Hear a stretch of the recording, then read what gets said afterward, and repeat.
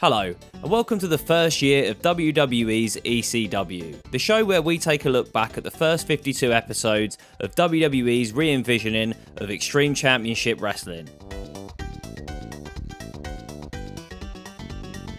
Episode 40 starts with a recap from the previous night's episode of Monday Night Raw, where Donald Trump's WrestleMania representative Bobby Lashley successfully broke out of the Master Lock, making him the first and only man to break out of Chris Masters' iconic hold in over 2 years. Before the episode starts, the Masterpiece speaks directly into the camera and says, "Bobby Lashley, last night, what you did, no man has been able to do. You broke my master lock. But tonight, you're going to pay, because I'm going to break you." Joey Styles and Taz then welcome us to tonight's episode of ECW, emanating from Cleveland, Ohio. And folks, we're only 12 days away from WrestleMania 23. Tonight's main event is then announced, which sees Chris Masters hoping to get some revenge on the ECW World Champion Bobby Lashley. Predictably, we're kicking off the night with a continuation of our New Breed vs Originals storyline, with tonight's match being a tag contest. Originals RVD and Sabu will take on the New Breeds Marcus Corvon and Kevin Thorne. In the early stages of this match, there are some cool moves from RVD, plus some great tag team manoeuvres with Sabu. Despite RVD's good start to this match, it all goes pear-shaped rather quickly for him, with the majority of the match being Corvon and Thorne wearing him down, whilst RVD struggles to get the tag. Eventually he does, and things are starting to look up for the Originals, with Sabu controlling the match for a little while. Eventually though, Sabu gets launched across the ring by Corvon thanks to a distraction from Thorne on the apron. The New Breed scores the first point this week. The monster of ECW is in action next as Snitzky takes on local enhancement talent Mike Talar. Snitzky hits one move in this match and it's his big boot which finishes off the match in around 30 seconds. I mean, what is the point? We already know Snitzky is a monster. We don't need further proof by him one move finishing some jobber. I was kind of expecting Hardcore Holly to come out and attack Snitzky for his attack on him 2 episodes ago. But no, we get absolutely nothing. Snitzky just exits the arena and that's it. End of segment. Speaking of the devil, Hardcore Holly is up next and he's taking on Straight Edge Phil. As you can probably guess, this was a good bout between these two. Early on in the match, the New Breed's Elijah Burke emerges from the curtain and watches Punk with keen interest.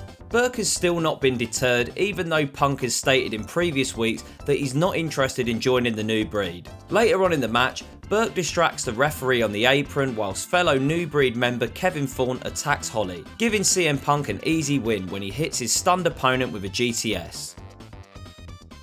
After the match backstage, Punk says to Burke, "I told you, I don't need anybody's help." Burke says, "I know what you said, and I understand that, and I want you to know that the New Breed take care of their own. Now think about this. WrestleMania, Money in the Bank. Think about what the New Breed can do for you."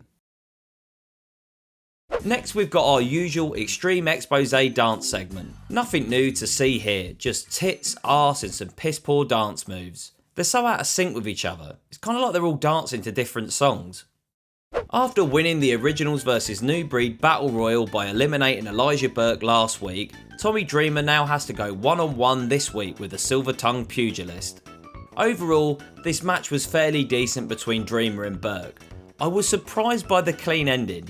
You would expect Matt Striker to get involved and help Burke to get the win. But in the end, Burke manages to avoid the Dreamer DDT whilst holding onto the ropes and then hits Tommy with the Elijah Express to pick up the win. It's main event time, folks. The Masterpiece Chris Masters takes on the ECW World Champion Bobby Lashley. Just a side note here, I absolutely loved Chris Masters as a kid. I can't be the only one where me and my mates were getting each other in master locks at school. I'm going to say that things are not looking good for the Masterpiece, as there is about 4 minutes left on this episode.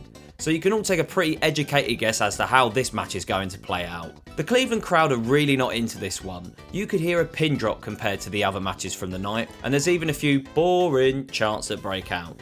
As predicted, our ECW World Champion beats the crap out of Chris Masters. The Masterpiece does manage to get in a little bit of offense for a brief while, but after Lashley counters a Master Lock attempt with a full Nelson Slam, he then later hits a Dominator to win the match. Well, once again, that was a pretty boring episode.